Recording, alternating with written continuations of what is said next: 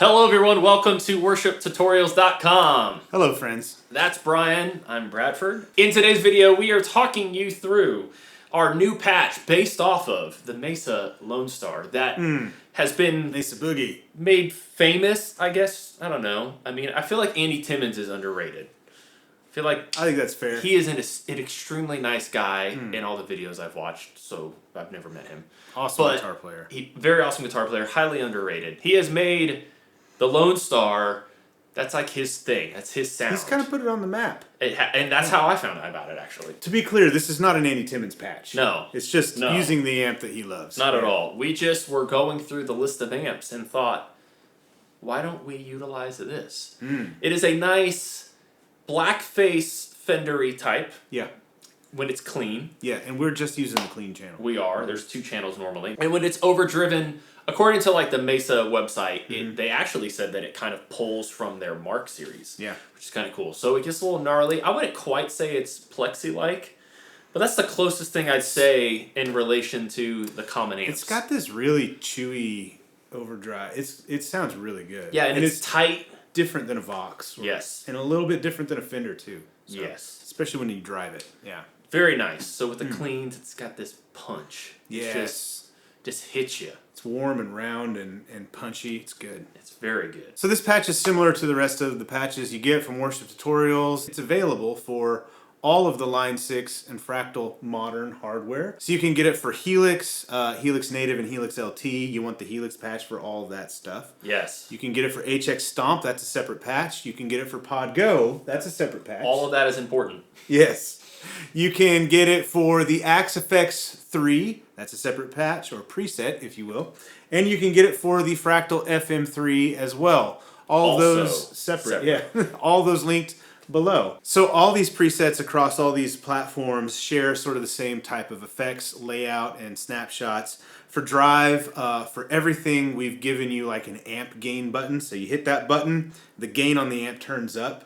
And this amp sounds really big and huge when you gain it up. It's a good way to go for overdrive. And then we've also... It is the epitome of transparent drive. It is defined. That is when people say they want a transparent drive, they describe doing exactly what this button does. Yes, so forget your $5,000 overdrive pedals and just use the amp drive button. That's right. And I don't mean to stand on a soapbox here, but more to educate and show people that this is exactly that, and it's beautiful. It is good. It's just your amp, just more gain. And yes, and then for overdrives, for each unit, we have a King of Tone option, and we have a Tube Screamer style drive in all the patches. In the Fractal patches, we put the Full Tone Full Drive in there because it is good.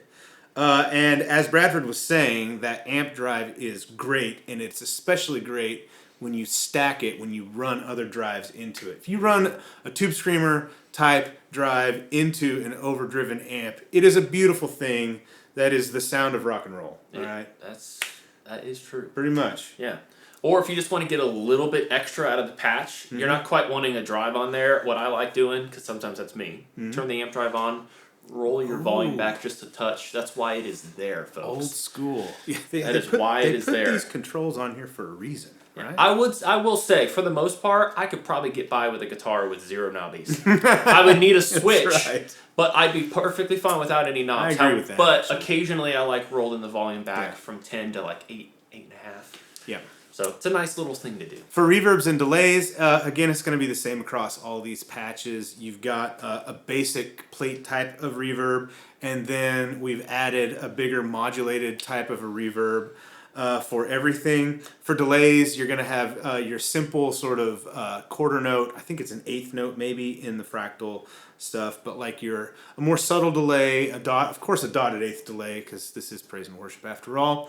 And then dual stereo delays in everything as well. Of course you can stack all that to your heart's content. There's chorus and everything. And now I'm going to let Bradford take it from here, because we've thrown in a Bradford Mitchell special. Some of you may have already heard it, and maybe you were very excited.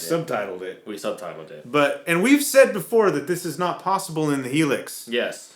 With Jesus all things are possible. Yes. Including However, this tremolo. it is not. It's not 100%. That's right. It's not doing exactly what. And even though in our Fractal patch it sounds absolutely great, it's still not pulling the exact same thing that my Gravitas does, but that is okay. What we're using is like the bleat chop. That's in the line 6 hardware. Yes, and it is like a stepped trim. It's got 4 stages basically, and the whole point for me, the part of the reason why I love using the ramping trim is it's different. Just trim in general, if that's all I had and I wasn't able to mess with stuff, I would still use it in a very similar way because I just like having that movement to end. It changes it up. But having that trim in the helix is not exactly ramping because it's kind of all over the place. Yeah, but it still adds some different texture. And when you step on it, you hear it kind of like change what it's doing. It does. It is as close as I can get for now. Yeah.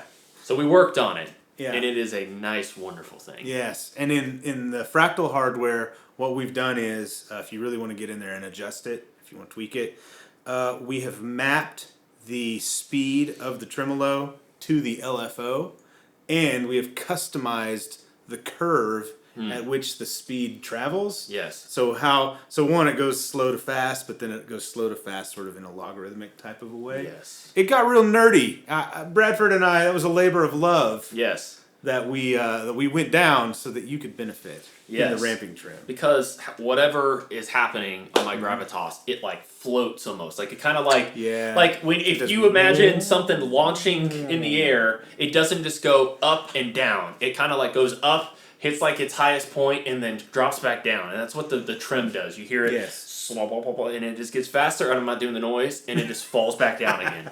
I'd like for you to try. It is a beautiful thing. Yes. I'm very excited. So for the Line 6 hardware patches, you get custom-made impulse responses that we made here at Worship Tutorials from our Modulation 212 cabinet with a 2 greenbacks, 2 different types of greenback Celestion speakers in them. We think they pair really great with this amp.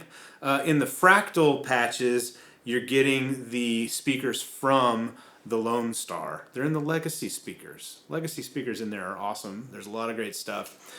We think they actually sound really similar to one another. They do. So Mesa uses like these, I think this C90 speakers or something. I'm not exactly sure. You can go down that rabbit hole if you'd like, but the IRs are included with the Line 6 stuff, with the Fractal stuff. Everything is stock. Links below to download this for whatever hardware unit is that you have. Thank you so much for watching. We'll see you in the next one.